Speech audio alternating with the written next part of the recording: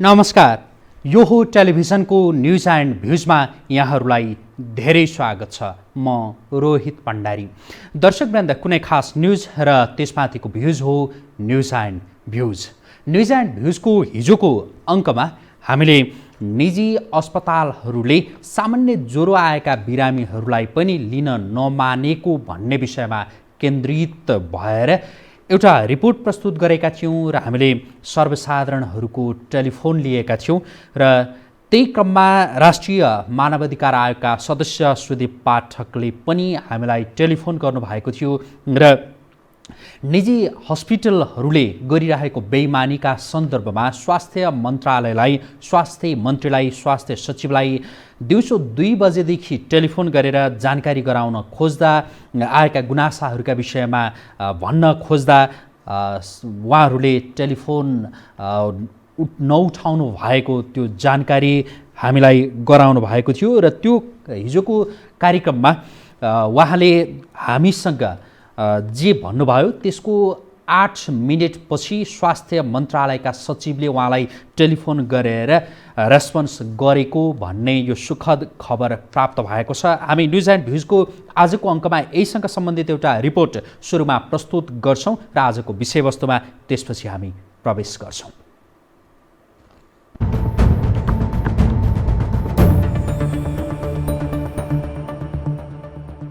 यो हो टेलिभिजनको न्युज एन्ड भ्युज कार्यक्रममा पब्लिक नम्बरमा राष्ट्रिय मानवाधिकार आयोगका सदस्य सुदीप पाठकले फोन गरेर अस्पतालहरूले उपचार नगरिदिएको गुनासो सहितको उजुरी मानवाधिकार आयोगमा दर्ता भएको बताउनुभयो। यसबारेमा स्वास्थ्य मन्त्रालयका सचिवदेखि मन्त्रीसम्मलाई जानकारी गराउन खोज्दा समेत कसैले आफ्नो फोनको वास्ता नगरेको गुनासो सहित टेलिभिजन मार्फत गुनासो गर्नुभयो। त्यसको करिब 8 मिनेटपछि स्वास्थ्य मन्त्रालयका सचिव यादव प्रसाद कोइरालाले आफूलाई फोन गरेको आयोगका सदस्य पाठकको भनाइ छ।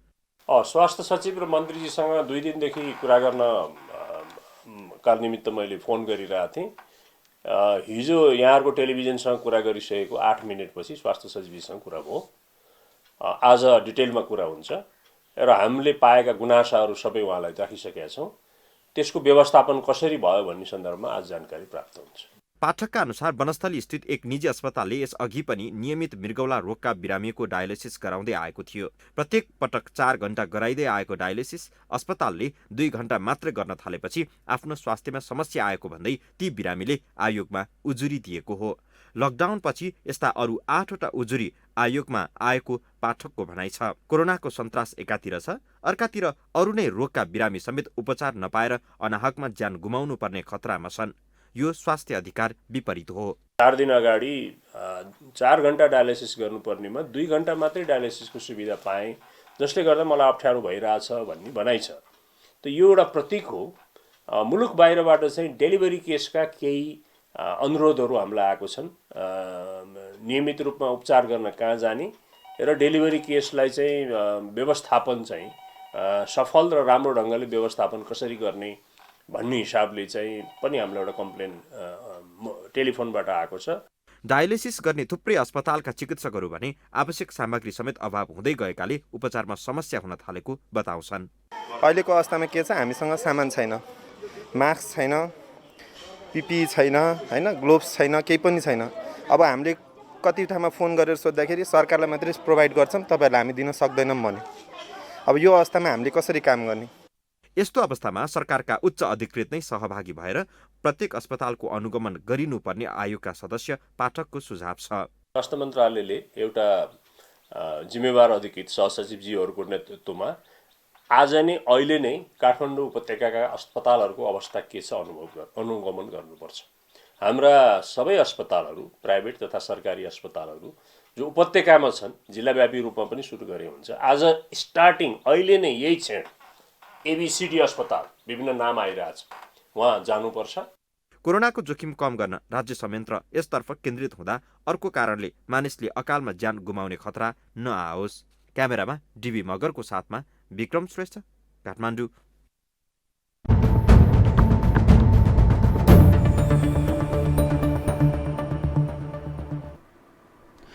दर्शकवृन्द, न्युज एन्ड भ्युजको हिजोको अङ्कमा प्रस्तुत सामग्रीका सन्दर्भमा केन्द्रित रहेर तयार गरिएको रिपोर्ट यहाँहरूका माझमा हामीले प्रस्तुत गरेका थियौँ। राष्ट्रिय मानवाधिकार आयोगका सदस्य सुदेव पाठकले स्वास्थ्य मन्त्रालयका अधिकारीहरूलाई, विशेष गरी मन्त्री र सचिवलाई जनताले निजी हस्पिटलहरूमा बेहोरिरहेको समस्याका सन्दर्भमा मानवाधिकार आयोगमा आएका गुनासाका बारेमा जानकारी गराउन खोज्दा उहाँहरूले आफ्नो टेलिफोन नै रिसिभ नगरेको भन्ने त्यो गुनासो हामी माझ गर्नुभएको थियो, यो कार्यक्रममा गर्नुभएको थियो र यो कार्यक्रम सकिएको 8 मिनेट पछाडि स्वास्थ्य मन्त्रालयका सचिवले राष्ट्रिय मानवाधिकार आयोगका सदस्य सुदीप पाठकलाई टेलिफोन गरेर त्यो गुनासा उपर छानबिन हुने, सुनवाई हुने यो प्रतिबद्धता व्यक्त गर्नुभएको भन्ने सन्दर्भमा केन्द्रित यो रिपोर्ट यहाँहरूका माझमा हामीले प्रस्तुत गर्दैथ्यौँ। हामी स्वास्थ्य मन्त्रालयका सचिवप्रति आभार पनि व्यक्त गर्न चाहन्छौँ, जसले यो कार्यक्रम हेरिसकेपछि राष्ट्रिय मानवाधिकार आयोगका सदस्यलाई टेलिफोन गरेर त्यो खालको प्रतिबद्धता जनाउनु भयो।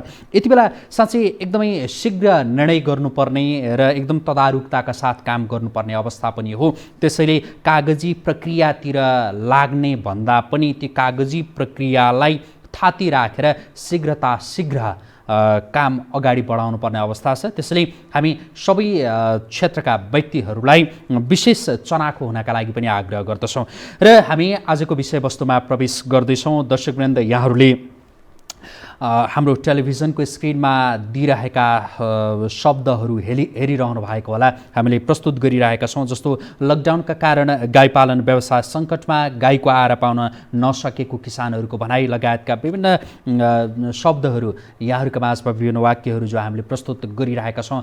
लकडाउनको करिब 2 हप्ता व्यतीत हुन लागेको छ। यो 2 हप्ताको अवधिमा धेरैले धेरै खालका समस्याहरू भोग्नु परिरहेको छ। हामी मान्छेहरू बाँच्न चाहिरहेका छौँ। हाम्रो इच्छा छ कि हामीलाई कोरोना भाइरसको त्यो सङ्क्रमणले नछोस्, नसताओस्, ताकि हामी बाँचिरहन पाऊँ।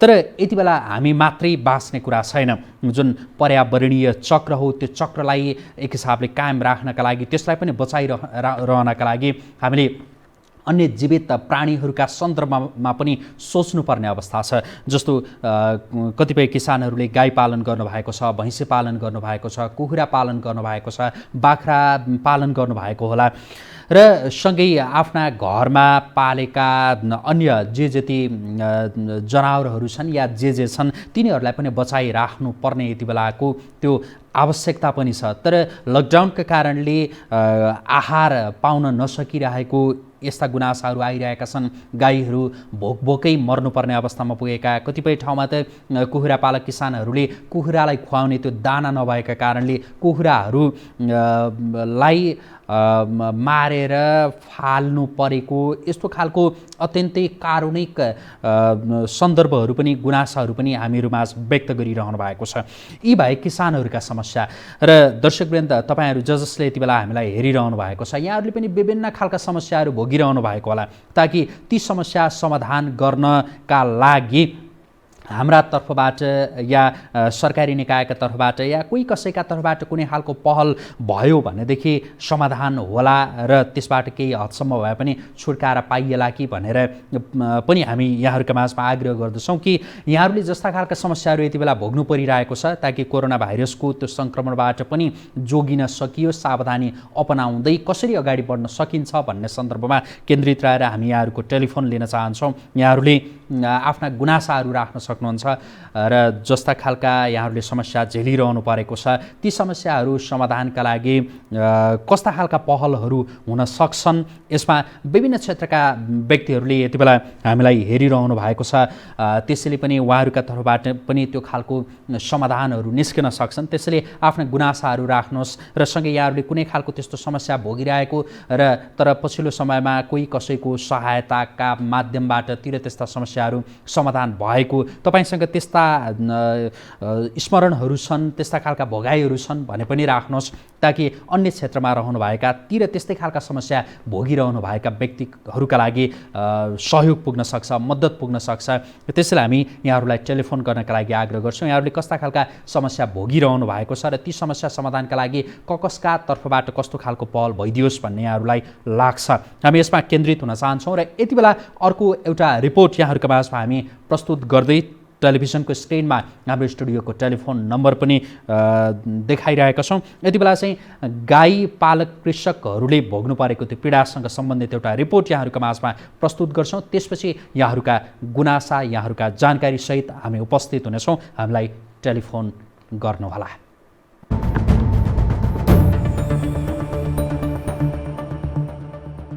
सरकारले लकडाउन थपेसँगै दाना, भुसा, पराल लगायत आपूर्तिमा समस्या भएपछि मुलुकभरका गाईपालन व्यवसाय सङ्कटमा परेको छ। काठमाडौँ उपत्यका र आसपासका जिल्लामा पनि गाईलाई खुवाउने दाना, भुसा, पराल पाइन छाडेपछि किसानको आक्रोश बढ्दै गएको छ। उनीहरू गाई नै फुकाएर छाड्ने स्थितिमा पुगेका छन्। गाईलाई खुवाउने आहारको अभावको स्थिति आएकाले आफूहरू गाई फुकाएर छोड्न बाध्य हुने अवस्थामा पुगेको गाईपालक किसानको गुनासो छ। एक बोरा भुसालाई 400 रुपियाँ पर्ने भुसालाई चाहिँ अहिले 650 रुपियाँ भन्न थालिसकेको छ। भनेपछि यो यस्तो महँगो चिज अब कसरी खुवाउने भन्ने एउटा छ। र यो लम्बिने बित्तिकै त झन् अर्को चाहिँ कालाबजारीहरू सुरु हुन्छ र यो क्षेत्र झन् मारमा पर्ने हुनाले हामीसँग त मेरो विचारमा दुईटै मात्र विकल्प बाँकी रहन सक्छ कि गाईहरू सबै छोडेर सडकमा छोडिदिने ल्याएर कि चाहिँ गाईलाई अब के अरे सुई लाएर मार्ने हो कि के गर्ने हो। कतैबाट हाम्रो नेपाल सरकारले केही गरे ल किसानलाई पनि मान्छेलाई पाल्नु सरह गाईबस्तु पाल्नु पनि पर्छ है भन्ने सोच्यो भने ठिकै हो, होइन भने फुकाउने छोड्ने भन्दा विकल्पै छैन हाम्रो। खानाको कमीले गाईको स्वास्थ्यमा प्रतिकूल असर पर्नुको साथै दूध उत्पादनमा पनि कमी आएको छ भने उत्पादित दूधको व्यवस्थापन पनि हुन सकेको छैन। खानाको कमीले गाईको स्वास्थ्यमा प्रतिकूल असर पर्नुको साथै दूध उत्पादनमा पनि कमी आएको छ भने उत्पादित दूधको व्यवस्थापन पनि हुन सकेको छैन। सरकारले तत्काल कुनै निर्णय नलिने हो भने गाई पालक किसान व्यवसायबाट नै पलायन हुन सक्ने अवस्था आउने गाई पालक किसानको भनाइ छ। सरकारले तत्काल कुनै निर्णय नलिने हो भने गाई पालक किसान व्यवसायबाट नै पलायन हुन सक्ने अवस्था आउने किसानको भनाइ छ। कृषक रबिन शर्माले गाईलाई खुवाउने दाना र उत्पादित दूध व्यवस्थापनको प्रबन्ध मिलाइदिए सरकारसँग अरू आशा र अपेक्षा नरहेको बताए। दाना पिठो चोकरको लागि चाहिँ अब ल्याउन पाइयोस्, खुवाउन पाइयोस्, त्यति खुल्ला गरिदिएदेखि हुन्थ्यो र हामीले गर्ने व्यवसायलाई रोकआउट नगरिकन कन्टिन्यू गर्न पाए हुन्थ्यो। त्यही नै। काठमाडौँ उपत्यकामा झण्डै 5 लाख गाई रहेको अनुमान गरिन्छ। गाईपालकहरू लकडाउनको समय थपिँदै जाने क्रमसँगै गाईको आहारमा समस्या हुँदा काठमाडौँ उपत्यकाका 3 जिल्लामा मात्रै 100औं गाई खान नपाएर मर्ने अवस्थामा पुग्ने भन्दै चिन्ता व्यक्त गरेका छन्। उनीहरूले गाईलाई आवश्यक पर्ने दाना, भुसा र परालको सहज आपूर्तिको व्यवस्था गर्नुका साथै उत्पादित दूधको व्यवस्थापनको प्रबन्ध मिलाई गाईपालक कृषकका लागि पनि सरकारले राहत प्याकेज घोषणा गर्न माग गरेका छन्।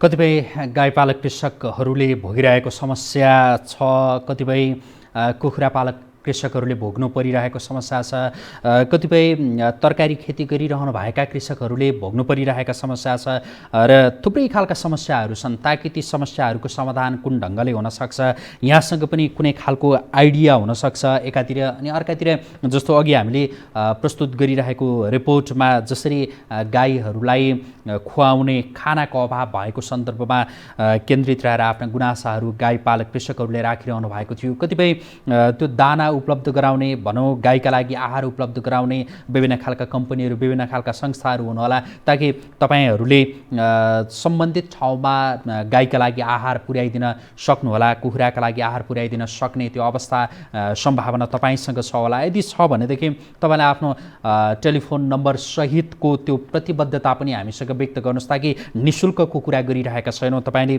पैसा नै लिएर ती कृषकहरूकोमा पुर्याइदिन सक्नुहुन्छ, ताकि कृषकको पनि त्यो समस्याको समाधान भयो र तपाईँको जो स्टोरमा त्यत्तिकै थन्किरहेको आहार छ त्यो पनि स्टोरमा त्यत्तिकै थन्किरहन पाएन। हाम्रो यो आग्रह हो यहाँहरूका माझमा र यति बेला चाहिँ हामी हाम्रा दर्शकहरूलाई टेलिफोन गर्नका लागि आग्रह गर्छौँ। यहाँहरूले विभिन्न खालका समस्याहरू यति बेला भोग्नु परिरहेको होला, ताकि ती समस्याको समाधान कुन ढङ्गले हुनसक्छ, ताकि यस्तो चाहिँ गरिदिएदेखि हामीलाई सजिलो हुन्थ्यो। यति बेला भनेको कोरोना भाइरसको त्यो सङ्क्रमणबाट जोगिनु पर्ने, त्यसबाट बस्नुपर्ने, मान्छेहरूको त्यो भिडभाडमा जान नहुने अवस्था मात्रै हो, घरबाट सकभर बाहिर ननिस्कनु पर्ने अवस्था मात्रै हो, ताकि हामीले सबै त्यो व्यवसायहरूलाई भनौँ गाई पाल्ने, कुखुरा पाल्नेदेखि लिएर अरू जे जे छन् त्यसलाई पूर्णतः ठप्प बनाएर बस्नुपर्ने अवस्था होइन, बाध्यता छ, तर त्यसको पनि कुनै खालको समाधान निस्कन सक्छ।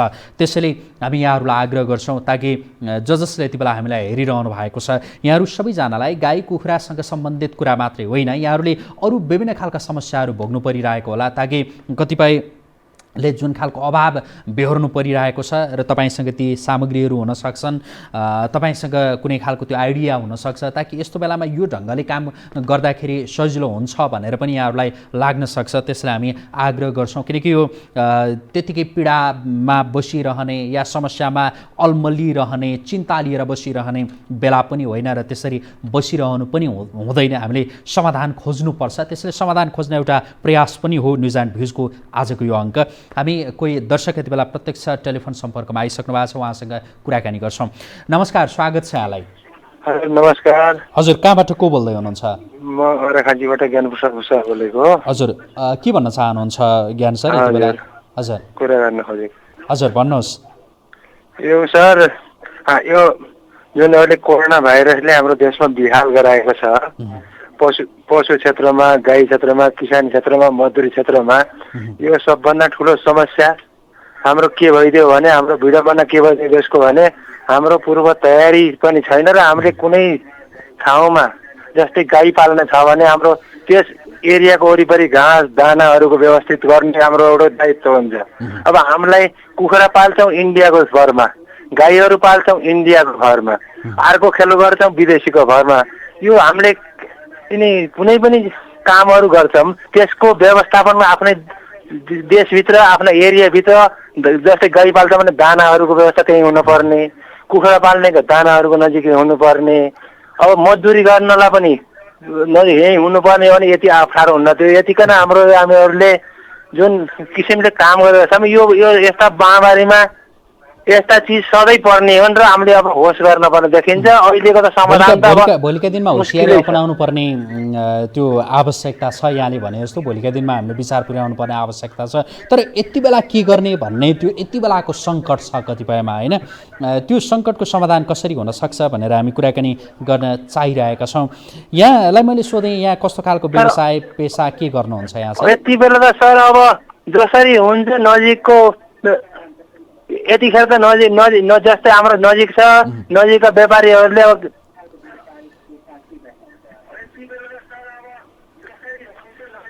हजुर सुनिरहेछौँ, व्यापारी नजिककाहरूले अब यति डिस्टेन्स बनाएर यतिकन होसियार गरेर दानाहरू गाई पालेकोलाई दानाहरू पुऱ्याइदिनु पर्यो।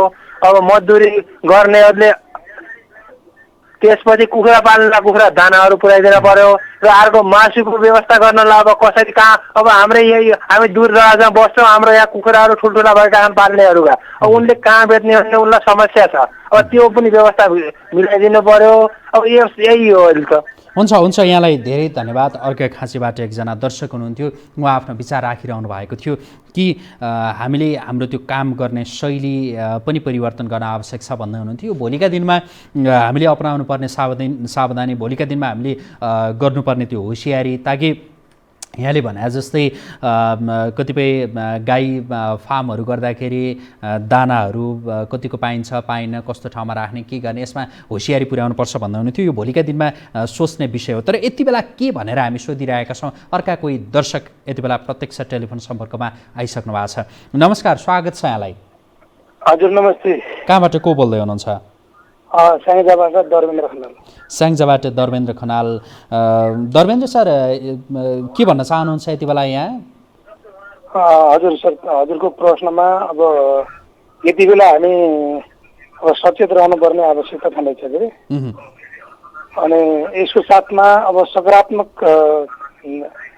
सन्देशहरू पनि हामी प्रवाह गर्न पर्ने आवश्यक छ। अहिले यतिखेर आम जनताहरूमा आम जनमानसमा हाम्रो देशले केही गर्न सकेन भन्ने खालको चाहिँ एउटा छ र मिडियाहरू पनि हामी पटक पटक हेर्ने गर्छौँ। मिडियाले पनि त्यसैलाई नै उचालेर देखिन्छ। अब यो यस्तो महामारीको बेलामा एउटा चाहिँ शक्ति सम्पन्न राष्ट्रहरूले पनि अलिकति आफूलाई त्यहाँका जनताले पनि आज कति दुःख पाइराखेका छन्। अहिले भर्खर तपाईँकै टेलिभिजनबाट तपाईँको त्यो चीनमा पढेको डाक्टरको चाहिँ कार्यक्रम आइरहेको थियो। उहाँले जुन खालको एउटा सकारात्मक सन्देश चाहिँ दिनुभयो त्यो खालको चाहिँ सन्देशहरू मिडियाहरूबाट पनि हुनुपर्छ भन्ने मैले चाहन्छु। हुन्छ, सबैले यति बेला प्रभावकारी त्यो भूमिका निर्वाह गर्न आवश्यक छ। यहाँले जुन विचार राख्नुभयो यहाँलाई धेरै धन्यवाद। विचारका लागि स्याङ्जाबाट एकजना दर्शक हुनुहुन्थ्यो। हामी यति बेला दर्शकहरूसँग टेलिफोनका लागि आग्रह गरिरहेका छौँ कि तपाईहरुका विभिन्न खालका गुनासाहरू हुन सक्छन्, तपाईका विभिन्न खालका के आइडियाहरू हुन सक्छन्, ताकि यो सङ्कटको बेलामा यस्तो गर्न सकिन्छ भन्ने खालका तपाईसँग भएका त्यो आइडियाहरू हामीलाई सेयर गर्न सक्नुहुन्छ हामी मार्फत। तपाईसँग भएका विभिन्न खालका गुनासाहरू हामी मार्फत सम्बन्धित निकायमा तपाईले पुर्याउन सक्नुहुन्छ, ताकि कतिपय जो सम्बन्धित निकाय जसलाई भनिन्छ ती निकायका अधिकारीहरूले पनि यति बेला हामीलाई हेरिरहनु भएको हुन सक्छ। त्यसैले तपाई आफ्ना विचारहरू राख्नुहोस्, आफ्ना गुनासाहरू राख्नुहोस्, तपाईको ठाउँमा भइरहेका जे जस्ता गतिविधिहरू भइरहेछन् त्यसका विषयमा जानकारी गराउनुहोस्, ताकि कुनै एउटा समाधान निकाल्न सकियोस्। यति बेला अत्यन्तै समस्यामा परिरहेको, ताकि सरकारी निकाय पनि एक हिसाबले अलमलको त्यो अवस्थामा हुन सक्छ, ताकि जुन विश्वमा नै एक खालको महामारी फैलियो र त्यो संक्रमणबाट नेपाल पनि जोगिन सकेन। यति बेला के गर्ने कसो गर्ने, कतिलाई त्यो ढङ्ग नपुगेको हुनसक्छ, कतिलाई अब कसरी अगाडि बढ्ने भनेर त्यो एक खालको आतस लागेको अवस्था हुनसक्छ। त्यसैले तपाईँ हाम्रा थोरै केही शब्द, तपाईँ हाम्रा थोरै केही सुझावले पनि मद्दत पुर्याउन सक्छ। त्यसैले हामी आग्रह गरिरहेका छौँ यहाँहरूको सुझाव, यहाँहरूको सल्लाह, यहाँहरूको प्रतिक्रियाका लागि। सँगसँगै यहाँहरूले विभिन्न खालका समस्याहरू झेलिरहनु भएको होला र झेलिरहेका समस्याका सन्दर्भमा पनि जानकारी गराउनका लागि हामी आग्रह गरिरहेका छौँ।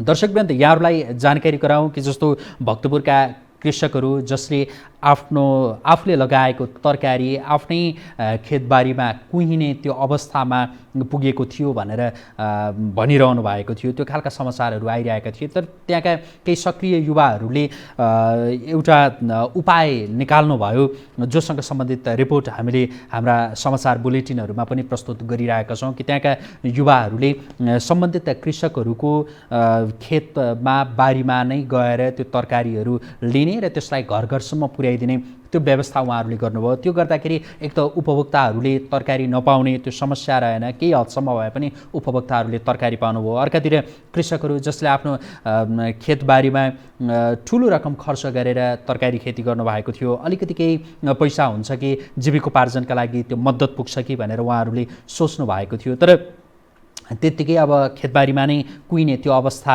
आयो भनेर उहाँहरूलाई पीर चिन्ता लागिरहेको अवस्था पनि थियो। यस्तो अवस्थामा केही युवाहरूको त्यो सक्रियतामा जे काम भयो, यसले गर्दा उत्पादकलाई पनि राम्रो भयो र उपभोक्ताहरूलाई पनि राम्रो भयो। यिनी यस्ता खालका केही उपायहरू निकाल्न सकिएला, ताकि जस्तो हामीले गाईपालक कृषकहरूको जो समस्या यहाँहरूका माझमा प्रस्तुत गरिरहेका छौँ, कतिपय गाईको त्यो खुराक भनौँ, गाईको जुन आहार हो त्यो आहार उत्पादन गर्ने, वितरण गर्ने कतिपय कम्पनीहरू हुनुहोला, कतिपय त्यस्ता व्यवसाय गर्ने व्यवसायीहरू हुनुहोला, ताकि यहाँहरूका माध्यमबाट सम्बन्धित गाई पालकहरूकोमा त्यो आहार कसरी पुर्याउन सकिन्छ, त्यो पुर्याउन सक्ने पनि उपायहरू निस्किन सक्लान्, ताकि हामीले प्रहरी प्रशासनसँगै अनुरोध गरेर हुनसक्छ, ताकि प्रहरी प्रशासनले पनि तपाईँ हामीलाई त्यो सहजीकरणको काम पक्कै गरिदिन सक्छ।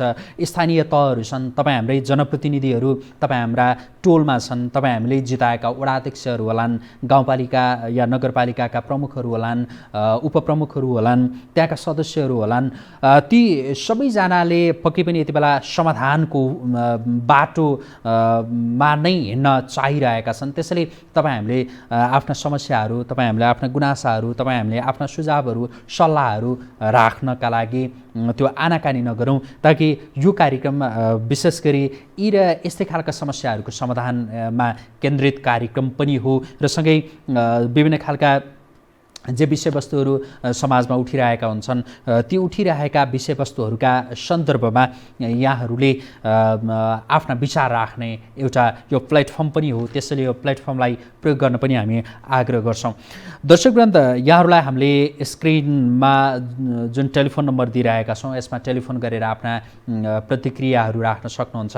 तपाईँले कस्तो खालको समस्याहरू भोगिरहनु भएको छ र यो लकडाउनको अवधिमा अब के गर्ने ताकि कतिपयलाई उपभोग्य वस्तुहरू नपाइरहेको त्यो अवस्था पनि होला। कतिपय ठाउँमा यो लकडाउनको अवधिमा बाहिर ननिस्कनु भनेर स्थानीय प्रशासनले बारम्बार आग्रह गरिरहँदाखेरि पनि त्यसलाई अटेरी गरिरहेको अवस्था पनि होला। या कतिपय ठाउँमा यो लकडाउनको अवधिमा उपभोग्य वस्तुहरूको सहज आपूर्तिका लागि विभिन्न खालका उपायहरू पनि निकालिएको होला। अनि कतिपय ठाउँमा यो लकडाउनको अवधिमा जति पनि अटेर गरेर बाहिर निस्किरहेका मान्छेहरू छन् तिनीहरूलाई सम्झाइ बुझाइ गर्दाखेरि त्यसमा पूर्णतः त्यो समस्याको समाधान भएका उदाहरणहरू पनि होलान्। त्यसै हामी यहाँहरूलाई आग्रह गर्छौँ, यहाँहरूसँग जे जस्ता जानकारीहरू छन्, जे जस्ता यहाँहरूका भोगाइहरू छन्, यहाँहरूका जे जस्ता गुनासाहरू छन् त्यो हामीलाई जानकारी गराउनुहोस्। कोही दर्शक यति बेला प्रत्यक्ष टेलिफोन सम्पर्कमा आइसक्नु भएको छ, उहाँसँग हामी कुराकानी गर्छौँ। नमस्कार, स्वागत छ यहाँलाई।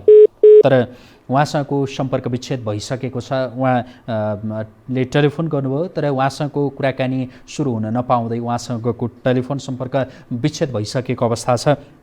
हामी हाम्रा दर्शकहरूलाई आग्रह गरिरहेका छौँ, यति बेला दर्शकहरू जो सर्वसाधारण जो सामान्य नागरिक मात्रै नभएर विभिन्न उच्च ओहदामा बसिरहनु भएका व्यक्तिहरू जसले हामीलाई हेरिरहनु भएको होला, ताकि यो सङ्कटको घडीमा हामीले यी र यस्ता कामहरू गरिरहेका छौँ भनेर तपाईँहरूले जानकारी पनि दिन सक्नुहुन्छ। कतिपय स्थानीय तहमा जस्तो राहत वितरणका त्यो कामहरू सञ्चालन भइरहेछन् तर सर्वसाधारणहरूलाई कसरी राहत लिनका लागि जाने भन्ने त्यो समस्याहरू पनि भइरहेको होला। यो विषयमा पनि कतिपय स्थानीय तहका पदाधिकारीहरूले यही टेलिभिजन मार्फत आफ्ना क्षेत्रका जनताहरूलाई आग्रह गर्न सक्नुहुन्छ। तपाईँहरू जसले यति बेला हेरिरहनु भएको छ तपाईँको तहबाट तपाईँको ठाउँबाट जस्ता खालका पहलहरू हुन सक्छन् त्यसका विषयमा हामीलाई जानकारी गराउनुहोस् ताकि अन्य क्षेत्रका व्यक्तिहरूले पनि जान्न सक्नुहोस्, बुझ्न सक्नुहोस्। हामी यति बेला एकजना कोही दर्शक टेलिफोन सम्पर्कमा आइसक्नु भएको छ, उहाँसँग कुराकानी गर्छौँ। नमस्कार, स्वागत छ यहाँलाई। हजुर नमस्कार।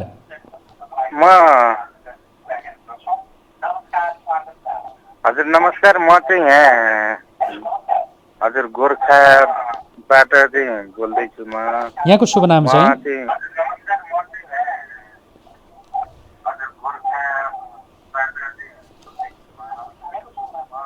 हजुर मेरो नाम चाहिँ के अरे रोशन श्रेष्ठ हो। हजुर रोशन सर, यहाँलाई मेरो मम्मी चाहिँ बिरामी हुनुहुन्छ क्यान्सरको। हजुर म चाहिँ भोलि काठमाडौँ लिएर आउन लागेको मम्मीलाई।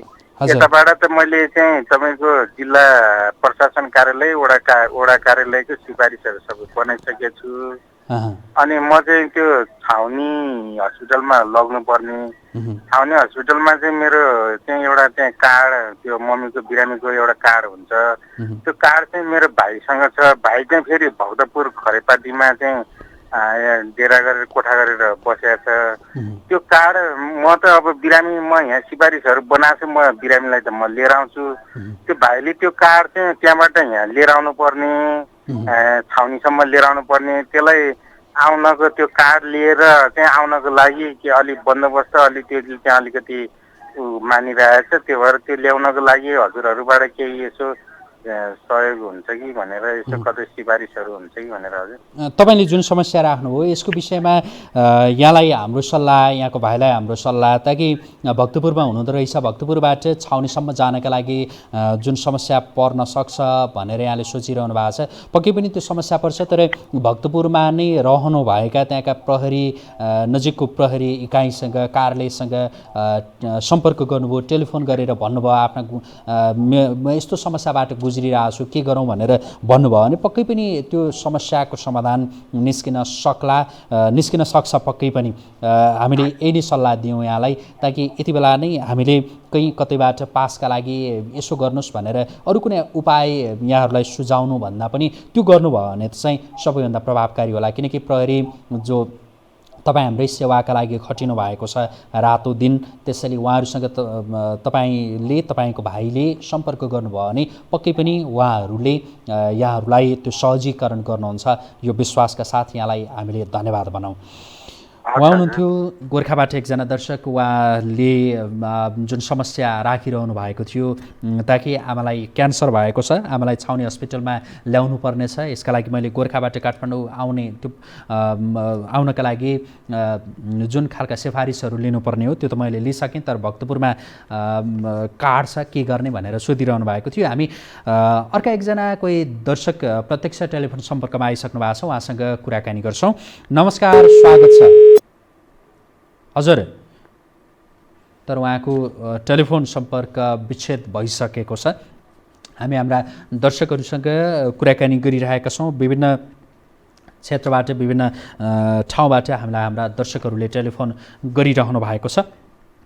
दर्शकवृन्द, यहाँहरूका विभिन्न खालका गुनासाहरू होलान्, त्यो गुनासाहरू राख्न सक्नुहुन्छ। सँगसँगै केही उपायहरू पनि निस्किरहेका होलान्। यो लकडाउनको अवधिमा जुन खालका समस्याहरू भोग्नु परिरहँदा त्यो अरूका लागि त्यो उपाय, अरूका लागि त्यो एक खालको सुझाव हुनसक्छ, सल्लाह हुनसक्छ, ताकि तपाईँकै जस्तो जुन समस्याबाट झेलिरहनु भएका व्यक्तिहरूका लागि, ताकि मलाई यस्तो खालको समस्या परिरहेको थियो, मैले यो गरेँ, यसो गर्दाखेरि सहज भयो, समस्याको समाधान भयो, निकास निस्कियो भन्ने खालका त्यस्ता भगाइहरू होलान्। ताकि कति बेला एकदमै त्यो ठुलो समस्या परिरहेको हुनसक्छ, तर तपाईँको एउटा सानो सल्लाहले तपाईँले आफ्नो त्यो भोगाइ व्यक्त गरिदिँदाखेरि अरूका लागि त्यसले ठुलो एउटा समस्याको त्यो समाधानको एउटा बाटो पहिल्याउन सक्छ।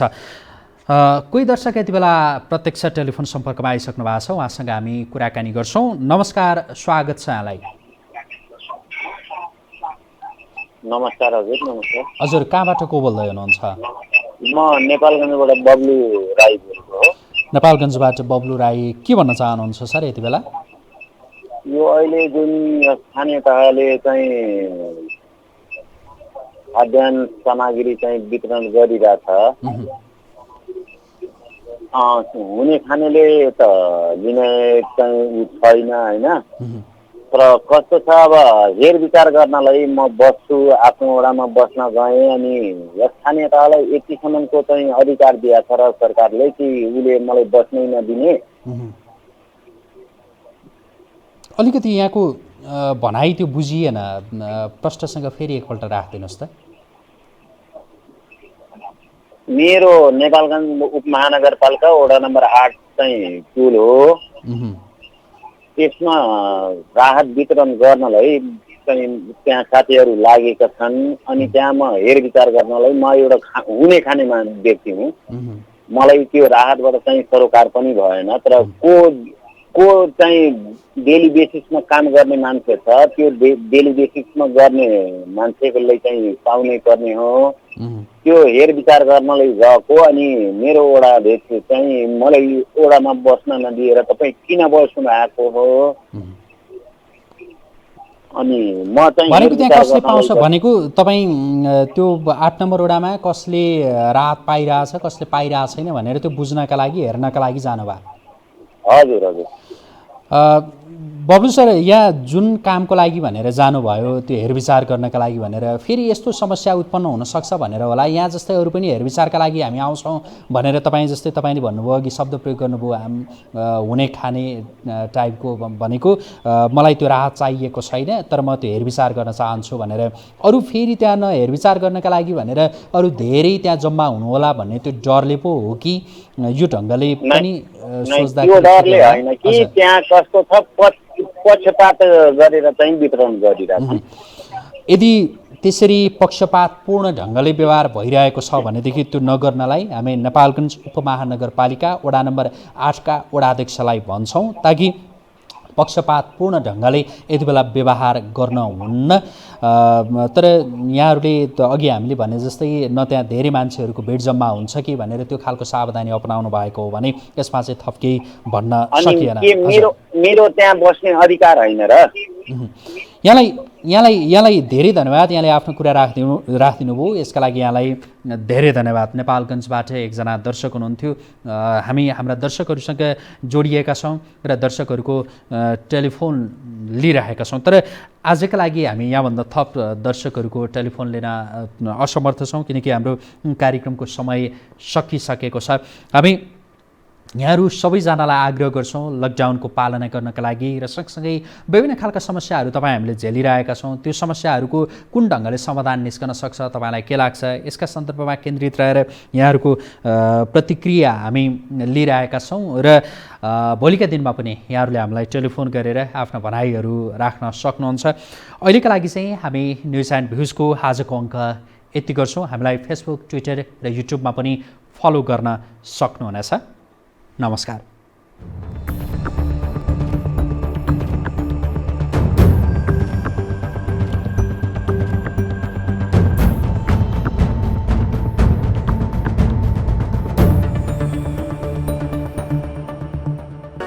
You are watching Yoho Television HD.